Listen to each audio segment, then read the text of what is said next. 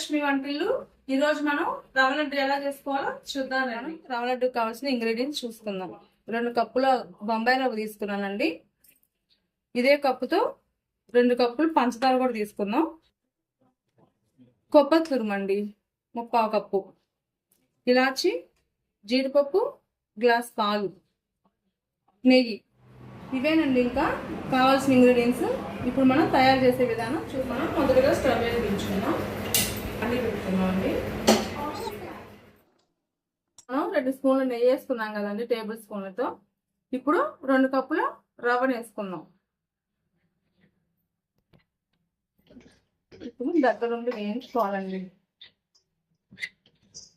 ఇప్పుడు మనం ఇది మాడిపోకుండా వేయించుకోవాలి. ఇది అడుగు పట్టకుండా మనం వేయించుకోవాలండి.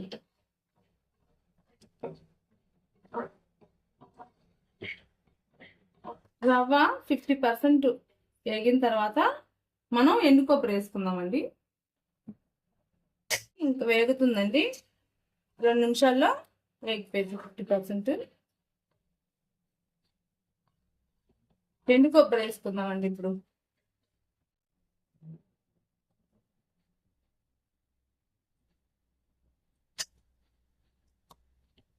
ఇప్పుడు ఇది కూడా కలిపి వేయించుకుందామండి.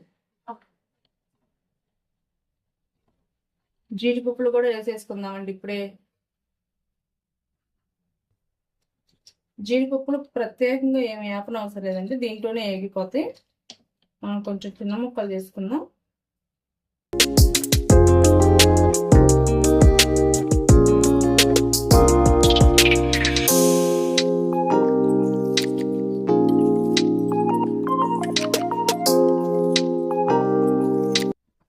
ఎండు కొబ్బరి, జీడిపప్పులు కూడా వేసుకున్నాం కదండి, అవి కూడా కాస్త వేగినాయి. ఇంకొక 2-3 నిమిషాల్లో రవ్వ వేగిపోయిద్దండి. తీసుకొని పంచదార వేద్దాం.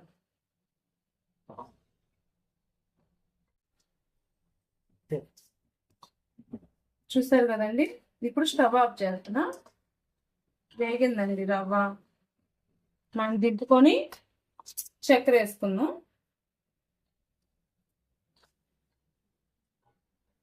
ఇప్పుడు రవ్వ వేగింది కదండి, లైట్గా బ్రౌన్ కలర్లోకి వచ్చింది. ఇప్పుడు పంచదార వేసుకుందామండి. 2 కప్పులు రవ్వకి 2 కప్పులు పంచదార వేసుకుందాం. కొంచెం ఆప్షనల్ అండి.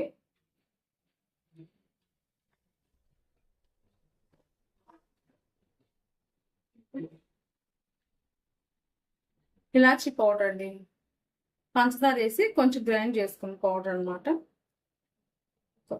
2 స్పూన్లు సరిపోతుందండి.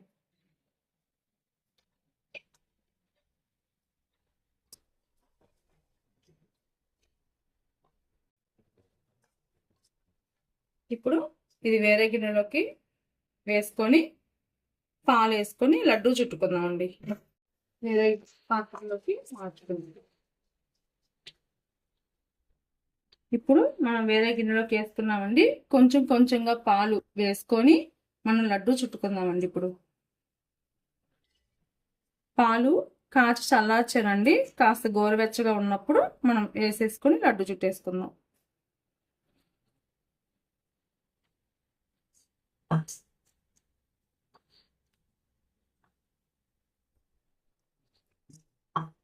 ఇది గ్లాస్ రవ్వే, 2 కప్పుల రవ్వే కాబట్టి మనం ఇట్లా మొత్తం కలిపేసుకోవచ్చు అండి. కాస్త ఇంకొంచెం ఎక్కువ చేసుకున్నాం అనుకోండి, కొద్దిగా పాలు కలుపుకుంటూ మనం ఉండలు కట్టుకోవాలి. మొత్తంలో పోసేయకుండా పాలు కొద్దిగా వేసుకుంటూ చూసుకుంటూ ఇచ్చేయాలి. ఇప్పుడు ఒక 2 నిమిషాలు దీన్ని వదిలేద్దాం. తర్వాత లడ్డు చుట్టుకుందాం. ఇప్పుడు మనం లడ్డూలు చుట్టుకుందామండి. కొంచెం చల్లారింది, కాస్త వేడిగా ఉన్నప్పుడు చుట్టుకుంటే లడ్డూలు బాగా వస్తాయి.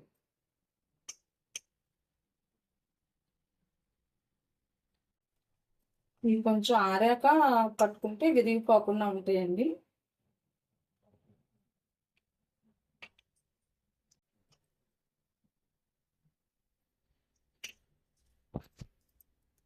ఇప్పుడు మనం లడ్డూలు చుట్టుకుంటాం అయిపోయిందండి. మనకి 3/4 గ్లాస్ పాలే పట్టినాయండి. ఈ పాలు మిగిలాయి, చూసుకొని పోసుకోండి. ఇప్పుడైతే మన రవ్వ లడ్డూలు తయారైపోయినాయండి. ఆదిలక్ష్మి వంటిల్లు ఛానల్ని సబ్స్క్రైబ్ చేసుకోండి, లైక్ చేయండి, షేర్ చేయండి.